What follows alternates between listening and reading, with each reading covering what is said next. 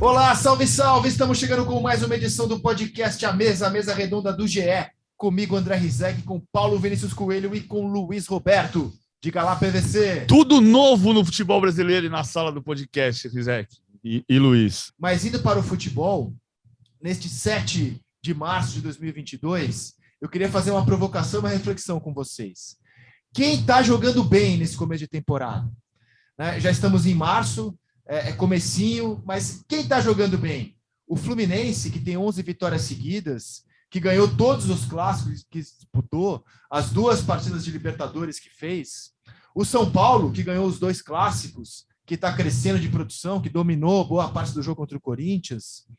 O Flamengo, vice da Taça Guanabara, vice da Recopa. O Atlético Mineiro, campeão da Supercopa, melhor dizendo, e líder do estadual.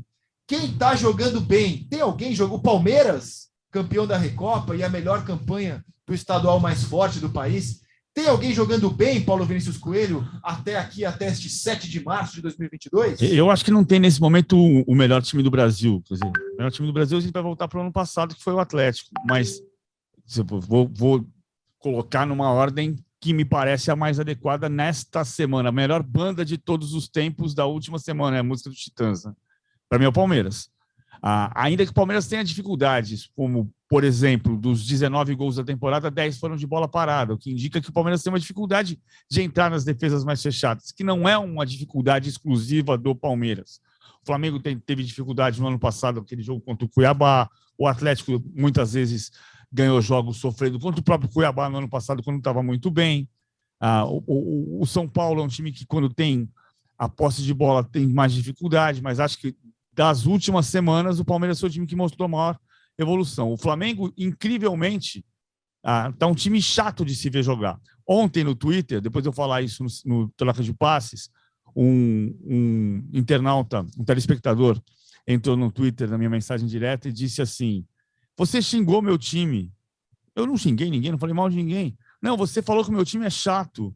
Eu lembrei do meu filho, quando meu filho era pequenininho. Quem quiser debater futebol com você, é só ir na mensagem direta do Twitter, PVC? Não, dá para ir que eu sigo em DM e respondo.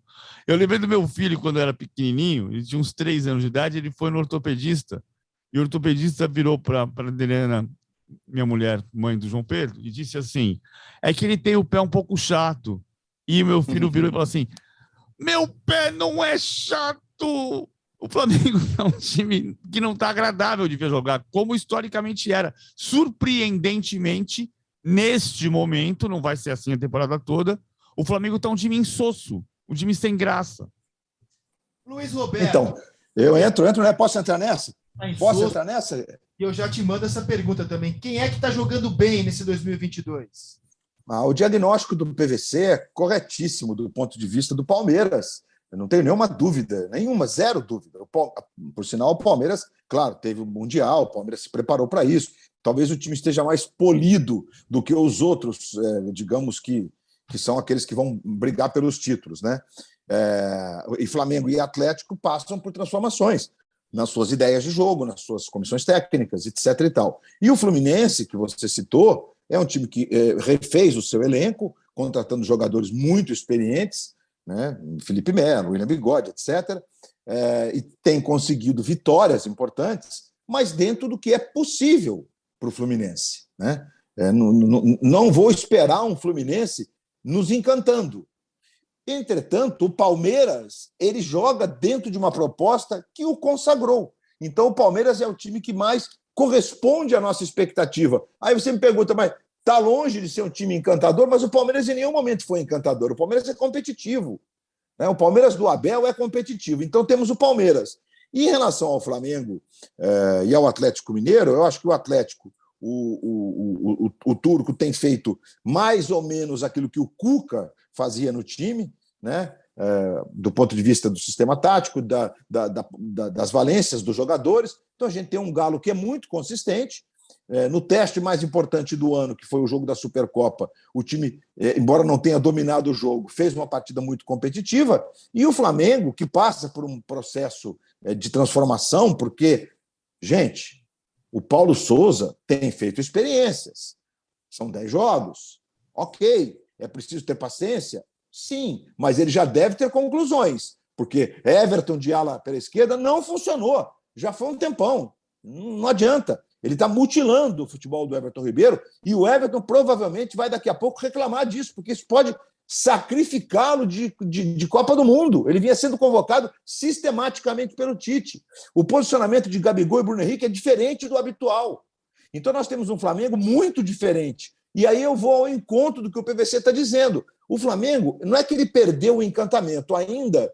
O Flamengo, o Atlético, o Palmeiras, o Corinthians agora, né? E o Corinthians já no fim do ano passado, com o 11 titular, que é muito bom de bola, são jogadores que são prazerosos de você acompanhar. É bonito ver o Renato Augusto jogar, é legal ver o William jogar, né? E esses caras agora vão ter um momento de se realocarem no time com uma nova filosofia. E o Flamengo realmente está assim, né? Os caras estão todos...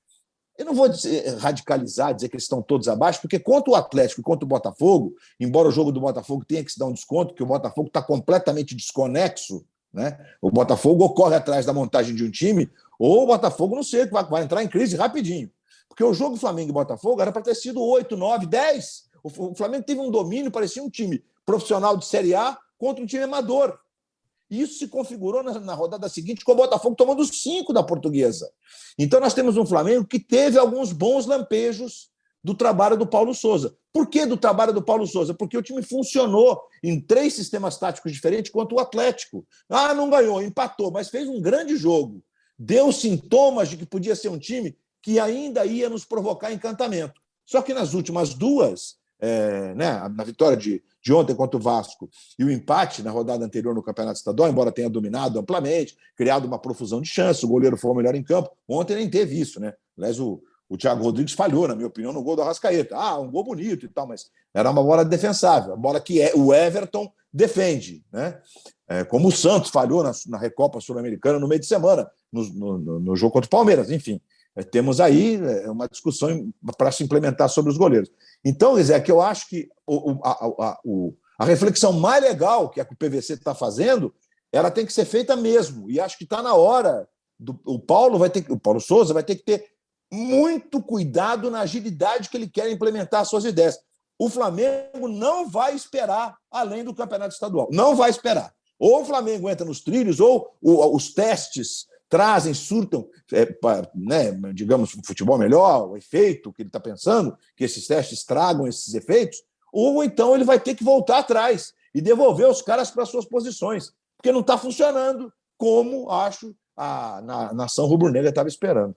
Uma semana que vai ter Grenal, que vai ter São Paulo e Palmeiras, Liga dos Campeões, muita paz, muito amor e esperança a todo mundo que ouve o podcast A Mesa. Estamos de volta na sexta-feira. Até lá. Tchau.